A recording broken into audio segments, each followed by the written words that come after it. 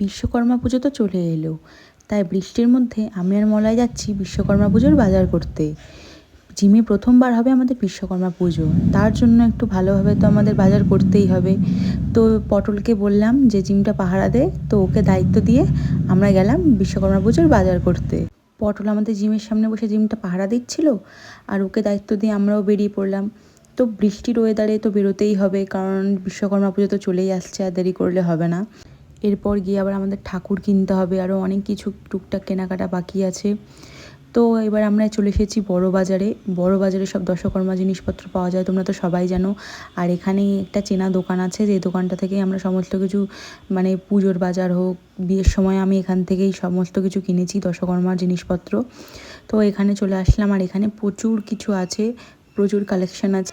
আর এখানে এত চাঁদমালা আছে, আসলে বুঝেই পাচ্ছিলাম না যে কোনটা ছেড়ে কোন চাঁদমালাটা নেব। তো লাস্টে তো একটা নিয়েই নিলাম।